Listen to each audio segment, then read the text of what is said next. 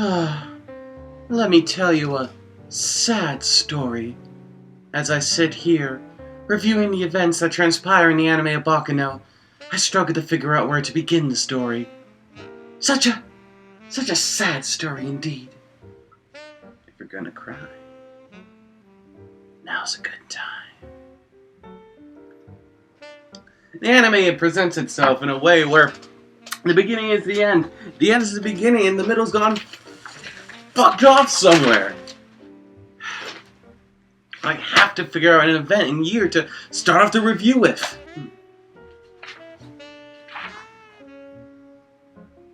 Maybe I should begin with the events that transpired in 1930.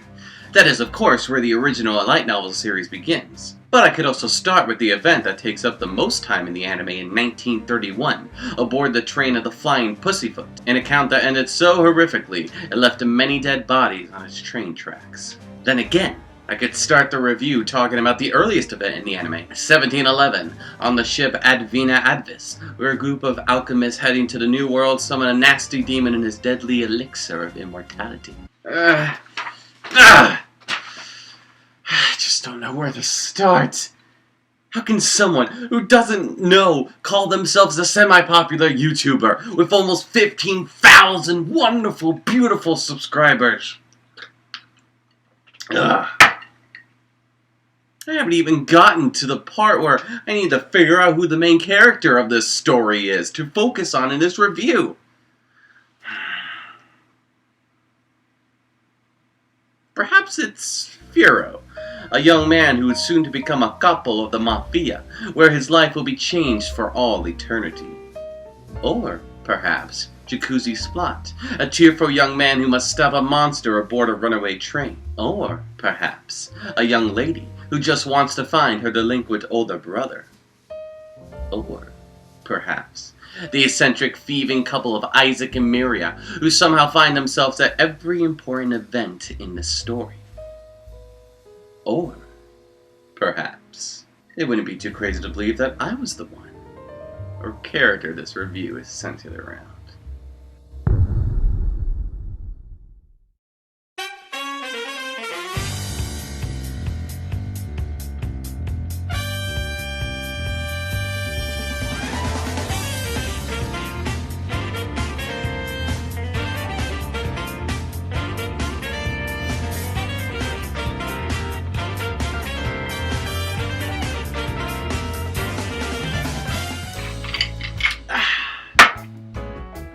Baccano is a 2007 supernatural mystery adventure anime based on the light novel series of the same name written by Ryogo Narita, who's also known for writing light novel series that actually take place in the same universe like Durarara and Vamp.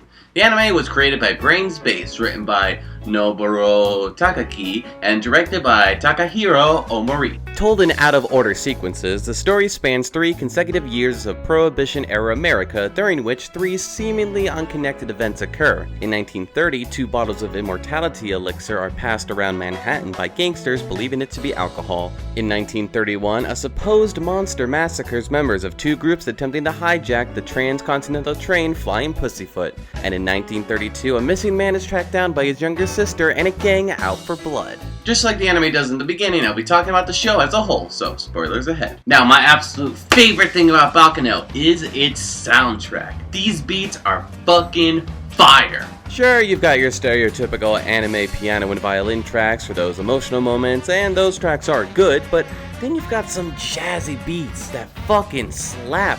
Listen to that saxophone. Listen how the drums and the piano blend together. Listen to how the beat makes me want to fucking murder someone just like Vlad. Am I right, my man? Yeah, that's right! I usually use Baccano music for any videos when I just need a good song to fill in some space, like in my seasonal anime spotlight videos. The soundtrack also fits well into the music that was prevalent during this era of America. Nothing but good old jazz. What else do you really need? The Baccano soundtrack is one of my favorite soundtracks in all of anime, along with 2 other anime soundtracks that will be talked about in future videos. That actually transitions well into my next point, and that is that the anime has a variety of different tones that manage to match well together. One tone is that the anime can be a bit horrific. For example, you ever wanted to see a kid strangle to death? Well, there you go. But since he's an immortal and over 200 years old, it's not that horrific in retrospect, even when the kid gets a hot iron on his exposed eyeball. Throughout the anime, body parts fly around and blood splatters everywhere, but since a lot of the characters are immortal, it's all fine by the end. That is, except for the guys in the black and white suits aboard the Flying Pussyfoot. They are dead as dead can be. Another tone that the anime has is that it's actually really funny. Everyone down on the floor right now! Hands in the air, all of you! Everybody freeze! And whatever you do, don't move! But which one should we do? This helps the anime not just be one horrific scene after another. This is helped by some truly enjoyable characters, which I'll talk about soon. There are some laugh-out-loud moments, either intentionally or just at how over-the-top some of the characters can be. And another tone that Baccano has is that it has a bit of a sentimental side to it. Usually when it's centered around characters like Ennis and Chane, women who have been damaged in their life by the people who either physically or emotionally abused them. So when the opportunity for a better life appears in front of them, they can't accept it at first, but they know now that there are people who can love them unconditionally. All these tones are different from each other, and in less experienced hands, might not have worked well together. But Baccano mixes these tones together well with its Prohibition era setting and time period. Speaking of, the time period and setting of Baccano is pretty unique in terms of anime. I mean, look, it makes sense that most anime take place in Japan, and since most anime is made for a teenage demographic, and for older people who like teenagers, that most anime take place in a high school setting. But you know, isn't it nice when Japanese animation, being such a diverse and creative medium, that an anime does something different? And in Baccano's case, it takes place in the early 1930s, and its setting is either in New York City, Chicago, or on a train in between both locations. Ryogo Narita stated that he was inspired to make the light novel series from the book Capone, The Man in the Error, also saying that the movie The Untouchables as another source of inspiration. You just don't see time periods and settings like this in anime, but it makes sense that the anime gained critical and audience praise in the West. There's just a nostalgia from it of old noir and gangster movies. I love the medium in anime, and how much it has actually taught me a little bit about Japanese culture. But, you know, it's nice when an anime takes place in a different country and in a different time period. It's why recent anime like Vinland Saga feels so fresh, and older anime like Fullmetal Alchemist seem cool and different in its fantasy world that mimics European countries. Anime has a way of fleshing out different worlds and time periods, so it's nice when they do one that is familiar to me as an American. This is done even better with the English dub of the anime, which we'll talk about soon. The time period of the Prohibition era and its two settings of Chicago and New York City help it to come even more alive thanks to some hella enjoyable, crazy, and yet interesting characters. These characters just breathe this time period and setting. You got your regular gangster characters like Fiero or the Gando brothers, you got some information brokers from the workers at the Daily Days, you even got some foreign characters like Don and Chane. We also got some badass women like Ennis and Nice. It's just a diverse range of different characters in terms of their character designs and personalities. So it's really easy to find a character that you will gravitate to the most depending on what you like in terms of a character's actions and personality. Throughout the multitude of characters in Baccano, there are 4 in particular that I love to watch again and again. And it is these characters that I will talk about in more detail and discuss what makes them tick. Without a doubt, the most entertaining and endearing characters of Baccano are the robbing couple of Isaac and Miria. Why are they entertaining? Just look at them! We've done 87 jobs from San Francisco to New Jersey. All of them have been interesting challenges. But have I ever once come close to putting your life in any kind of danger? Only 87 times. My point exactly, love. It's still less than 100. Oh yeah, I guess you're right. There are 2 results from one or more characters going over the top. Either one, they are super annoying and you just want them to shut up, but the second result is in the case of Isaac and Miria, which from their smart and witty dialogue, the vocal performances, and the animation on their exaggerated movements helps to make them entertaining and endearing. It's also like the idea that the 2 of them are in their little world where everything is an exciting adventure that they can't wait to embark on, that no matter what happens to them, they'll be fine in the end. And the idea that Isaac and Miria have a big part in all 3 of the main storylines is really funny. They're like this omniscient duo whose actions have major ramifications throughout the 3 storylines. Without Isaac and Miria, none of what happens in the anime would happen at all. I'm also a fan of the complex relationship that the two of them are in, how they work together and move together. Isaac coming up with crazy stories and plans, with Miria imitating him and following along. We never get an explanation on why the two of them are in a relationship, but it's fun to ponder. I think that Isaac likes Miria because she follows along with his crazy schemes and stories when anyone else would just shake their heads in annoyance. And I think that Miria likes Isaac because he makes her laugh and takes her on all these fun adventures. Isaac and Miria are the source of most of the comedy in Baccano, and they really work well as that job.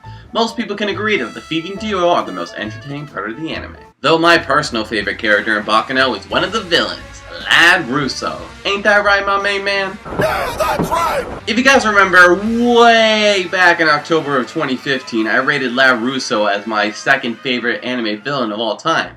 Well, 5 years later, I don't know if that'd be the same. I still believe that Lad Russo is the best of the best when it comes to villains in anime. Thank you! Fuck you! The star is here! It's like, Lad is so crazy, but he's so enjoyably crazy because he's so into the fact that he's crazy. For example, what is Lad's favorite thing to do? Kill people. He loves to kill people. It sounds bad. Danger, danger. What's happening in the dining car? Is there blood? Who's killing who? Where do they get shot? I have to see. Things are really starting to get exciting. Yes, yes, yes, yes, yes, yes, yes, yes, yes, yes! With a gun, with his knife, or with his own fist, he's going to kill people and have so much fun doing it. I cannot wait to meet the genius responsible for this masterpiece! I hope it's someone incredibly handsome and just a little bit fat and absolutely Satan that never be killed! Because then there's me. I'll tap dance on the head like I'm goddamn Bojangles! Hell, he might even express his love for old boxers while he's doing it. Come on, put up your dukes. You think you're Pete Hammond? You're like Jack Dempsey! Or maybe Jack Johnson! He even has a specific type of person that he loves to kill. And I'm just gonna let him tell you what type of person that is. The people I love to kill that really get me jazzed never see it coming. Never. They're in some happy place where they're sure nothing can get them. Dying is the furthest thing from their mind. Maybe they're thinking about what they're gonna have for dinner. Just like you were, right before I walked in. I love this character because he's just so happy. He enjoys being evil. How can I not love him? And something that I pick up on more and more after each viewing of the anime is his complex relationship with his lover and fiancée, Lua. You might wonder how a stunning and soft-spoken woman like Lua could love a killer maniac like Lad. Well, here's the thing. Lua is a bit of a masochist. In that, Lad is going to kill Lua one day, and that is the #1 thing that she wants in the world. Weird, but kind of interesting. Because even though they have this weird and deadly relationship, there is love between the two. Lua does care about Lad and just wants to be with him.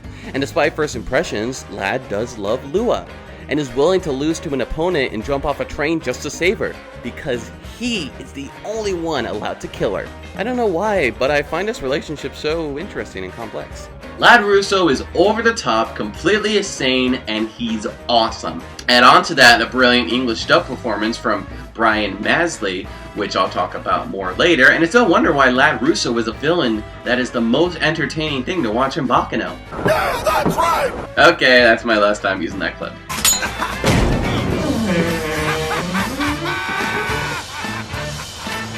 Now, while Lad may be my favorite character, the most badass character in Baccano is definitely Claire Steinfeld / Vino / the Rail Tracer. If you also remember back in October 2017, I put this guy at number 10 on my top 10 badass characters in anime video. And again, I don't know where I'd place him now 3 years later, but it still remains true. Claire is such a badass character, basically in everything he does. To a first-time viewer, Claire is just a poor conductor who gets shot by a crazed cult member in episode 2. But then later in episode 9, we learn that not only was Claire the one who fired the gun, not only was he the one who mutilated the 2 conductors in disguise, but he's also been the rail tracer who's been killing off all the men in the black and white suits throughout every episode. The reason that Claire is a blast to watch is because he is such in his own world. He believes that when he eventually passes on, the world will cease to exist. And since no one in the world can kill him, so the world will never end, he believes that the world is his. I would be all who remains in this world once I'm gone. You are all just part of a dream that I am having. That's why the world is mine. It's all inside my head. This of course brings him into conflict with Vlad, who Claire proceeds to completely humiliate and beat down with his sharp words and acrobatic skills, all while putting the moves on Shawnee, promising to protect her immortal father. I also love this scene in the third OVA where this insane killer is just having a regular lunch with Rachel, asking her girl advice on how to get Shawnee to like him. It's kind of hilarious. He is the god of this world, and no one is able to tell him otherwise. Speaking of, let's talk about those light novels that the anime of Baccano was adapted from, and how it's a kind of unique form of adaptation. I've already told you that the events in the anime are greatly told out of order, but that's not the same in the light novels. Unlike the light novel series that does relatively tell things in order, the anime is all over the place in terms of plot layout and what it adapts from in the original light novels. Let me explain. So, the story from 1930 is taken entirely from the first volume. The story from 1931 is taken from the second and third volume, with some characters taken out. The story from 1932 is taken from half of volume 4. The story from 1711 is taken from a fifth of volume 5. This random scene from the first episode that is never referenced again is taken from a moment in the 6th volume. Look, it's Maria! I fucking love her, and this is the only time I'll ever get to see her animated. Also, while editing this, I noticed that Dallas is face planted on the ground. That's hilarious. The dominoes that Isaac and Miria are setting up in the first OVA episode are also from the 6th volume. The vice president of the Daily Days and Caro are introduced in the 9th volume, and the events of the 3 OVAs that center around Jacuzzi's group, Claire, Chane, and Graham were taken from an audio drama that came out in 2003, later adapted into book form with volume 14. With 10 light novel books out when Baccano started to air, the majority of scenes and characters are taken from the first 4, as those fit together the most in a single anime season nicely. But they also use volumes 5 through 9 to draw more material from in terms of backstory and OVA material, alongside the audio drama, which was a direct sequel of the events of volumes 2 and 3. I mentioned before at the start of the video that in Baccano, the beginning is the end is the beginning, and the middle's gone fucked off somewhere. I meant that literally. We know everything that is going to happen in the first 13 episodes from the first episode. We know a majority of characters who will be immortal in 1930, the people who will survive the massacre of the Flying Pussyfoot in 1931, and that Eve finds her brother Dallas in 1932. The first episode of the anime tells us all of this. To be fair, it doesn't tell us everything, like some of the important characters or the events of the Advina Advis in 1911, not to mention the 3 OVAs. But still, you may be asking, what is the fun of watching an anime where you know what the majority of things is going to happen? Well, here's the thing. The fun in the anime isn't about what happens, but how it happens. How did the characters in 1930 become immortal? How did the characters survive the Flying Pussyfoot in 1931? And how does Eve find Dallas in 1932? And that's what we get in the anime. How it all happens, and even how these 3 storylines, as well as the events of 1711, all connect together. One of the reasons that all these different time periods work well in one story is that characters appeal in multiple storylines. The most obvious answer is Isaac and Miria, who find themselves being a critical reason that the events of 1930 happen. They are aboard the Flying Pussyfoot during 1931, and their actions in the past results in some of the events that happened with Eve in 1932. Lots of the immortal alchemists that we meet on the Advina Advis in 1711 are important parts of the events of 1930 and 1931. Like Misa, Ches, Zillard, and Huey LaFerre. In the 3 OVAs, we see other immortals like Elmer and Sylvie again, not to mention smaller stuff like the 3 Gandor brothers showing up in both the events of 1930 and 1932. All these connections and many more allow the world of Baccano to feel more connected and not just as separate stories. 1 or 2 people can have major consequences with stuff that happened in other stories that may have nothing to do with them. It's also fun to see how all of the characters and storylines connect. Again, making the anime have some great rewatch value. If you watch Baccano a second or third time, you find more connections and some great visual storytelling that will foreshadow certain events that will happen in other storylines. The more times I watch the anime, the more I notice little things that I didn't before. Same can be said when I reread some of the original light novels. Another thing that I love about Baccano is its excellent English dub. Honestly, being one of the greatest English dubs out there, especially out of Funimation. So what sounds better for a Western audience in this anime that takes place in America during the Prohibition era? Some good but basic voice acting in Japanese, or some over-the-top and fun New York accents in the English voice acting? I'm going to have to go with the latter. And yes, some of these New York accents, or the foreign accents from the Immortals from 1711, are really exaggerated. But you know what? It really works here. Why? Well, because it adds to the old noir style that is all throughout Baccano. At times, it really does feel like I'm watching an old black and white noir film, and that really helps with the tone and style that the anime is constantly going for. Also, I just love this line. You forgot something. Yeah, that box over there. Yeah, that box over there! This one too. We're actually immortal. Amazing. It's freaking unbelievable! Never change, Ian Sinclair. Never change. Getting back on focus, the dubbing department did their homework in preparing for the dub, like watching movies that the anime is obviously inspired by, like The Untouchables and Goodfellas. With great directing from Tyler Walker, we have some voice actors giving some of their greatest performances. The highlight is, of course, J. Michael Tatum and Caitlin Glass as Isaac and Mary, respectively. You might also recognize these two voice actors from Oran as Kyoya and Haruhi, respectively. These two become these roles. They are 100% into all the characters' actions and never do any of their performances sound off. Their madcap voice acting matches the characters' movements and expressions perfectly. Make sure not to draw any attention to ourselves. Just act normal. Move slow and steady like a regular person. That's it, Dollface. Smooth as butter and jam. There's also something to be said that when Isaac and Miri cameo in an episode of Doolalala, their new dub voices from Sam Riegel and Janine Kawan sound just so off. Tell me, which performance sounds like voice actors to understand these nuanced characters, and which one sounds like, hey, these two random characters need to be voiced by someone, let's grab two random people in the studio. Wait, let me see if I can remember how to do this. First we take the train to our destination, right? Yeah, and then we do the robbery. And then we get back on the train and then leave, right? That's the way they've been done for years. All right, then just like before, the only way to steal is to steal from the mafia! Hey, Isaac? What is it, Miria? All these people who showed up here, they're all part of the dollars, right? Yep, damn straight, Miria. Wow! Here's the lowdown, honey bunch. As of right now, we're officially part of this group of hepcats everyone's talking about! Another reason that I'll always watch Baccano dubbed is Brian Macy as Lad Russo. Much like the others that I just mentioned, Brian absolutely becomes this character. Lad is an insane murderer and loves to kill, and Brian really conveys this in his performance. Even though we are gonna shatter dozens of lives inside a crowded train, wearing white is gonna make the blood look so pretty. It's such a shame that Brian Masley is such an underused voice actor at Funimation. His other big roles being Kakoitis from Overlord and Monkey D. Dragon from One Piece. This guy needs to be used more. Another performance similar to Brian as Lad, and just as enjoyable, is Chris Patton as Graham Spector. You might recognize Chris as Greed from Fullmetal Alchemist, Ashura from Soul Eater, and Kama from The World God Only Knows. Graham is another manic character that is always talking fast and crazy, but Chris manages to match this speed perfectly, giving an unexpectedly enjoyable performance in the 3 OVAs. So, explain to me why a gang of criminals is coming and going at this place. Burglary? It has to be burglary, right? Damn!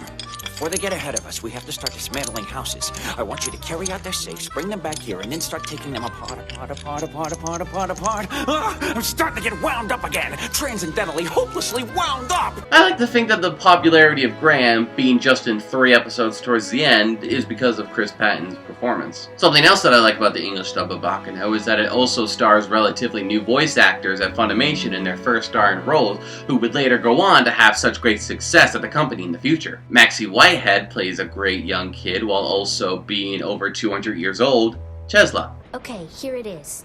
All those people in the dining car. Would you please kill them for me, sir? She would later play Alphonse in Fullmetal Alchemist Brotherhood, Krona in Soul Eater, and Tsukimi in Princess Jellyfish. Joel McDonald plays the wormy and always crying Jacuzzi's blood, and while his performance is a little annoying at first, Who shoots guns on a train? They're not hunting. They're shooting at people. People! he really makes it work by the end. Thank you, niece. I'll hold it tight and let it flow with love. Don't be such a naughty boy. He would later play Brief in Panty and Stocking, Meow in Space Dandy, and Ashley in Code Geass at Quito the Excelled. Ian Sinclair plays the douchey and loud Dallas Shenawad in a way that only Ian Sinclair can do. Stop that praying, will you? They're saying we've been robbed, Eve. That's just my luck. I just came home for some spending money since Grandpa had to have left me something. Dallas. Stop being such a fool! Only stupid children believe in God! I've talked about this voice actor before in my review of Space Dandy, so you can watch that video for more info. And Jade Saxton plays the quiet and yet determined Eve Genowad. Please take me to them. You have to show me. I must speak with the Gandor family as soon as possible. I'm begging you. She would later become one of my favorite voice actresses and later play Ferris in Steins Gate, Yuki in Wolf Children, Hachiken in Michiko and Hatchin, Nona in Death Parade, Lisa from Terror and Renaissance, and Kana from Miss Kobayashi's Dragon Maid, as well as many others. I really love this woman. Baccano is one of the greatest English dubs out there. From great directing and voice acting, the dub matches the over-the-top noir style that the anime has and makes it something entirely unique. And my last positive of Baccano is something very minor that I just want to talk about, even if it is such a small thing in the overall anime. Mostly because it's one of my favorite scenes in the show. What I'm talking about is the final scene between Karo and the Vice President. This being their second appearance in the anime, the first being back in episode 1. Before I talk about it, let me give you a small snippet of the scene. Mr. Vice President, I still don't understand why stories can't have an ending. Well, why do you think, Carol? Because allowing the possibility for the story to go on is appealing? 3 points. That isn't enough points, is it? One could undoubtedly provide countless answers to that question, but for your sake, I suppose I should offer you an answer that is relatively simple to comprehend. I'd appreciate it. Because they are enjoyable. Because they're enjoyable? That's right, because they are enjoyable. But sir, won't some people be unhappy with stories that don't have endings? That's one aspect that makes it enjoyable, Carol. You're right, sir. It's a lot more fun to imagine the rest. And there you have it, my dear Carol. Okay, so number 1, I just love how they walk past the devil and don't even know it. I think that's amazing. But most importantly, from what at first seems just like another silly scene between the two characters and nicely bookends the anime as the two started it in the first episode, there's more to it once you sit down and examine the dialogue being used. What can be interpreted from this scene is what it not only means for stories in general, but how it's also kind of meta-commentary on the fact that Baccano wouldn't get more episodes. As you saw, the scene is the Vice President teaching Carol the importance of stories, how they never end or begin. They are just moments that are chronicled to be shared with other people. And that even if a story doesn't end in a nice ribbon with all questions answered and mysteries solved, it might be fun to imagine all the rest. But you're probably asking, how is this a meta-commentary on the future of the Baccano anime series? Well, that needs a little explaining. You see, despite Baccano's critical and audience praise and its high popularity in the West, the anime didn't do so well when it first aired in Japan. One of the reasons may be that it aired on a pay-to-play channel and its Western style didn't catch on with Japanese audiences. So, lack of financial success for the initial 13 episodes of the anime meant no new Baccano seasons. And in this third OVA episode, we have the Vice President telling Carol that stories should still be appreciated even if they don't have a clear ending. And hey, maybe it's more fun to imagine what happens next.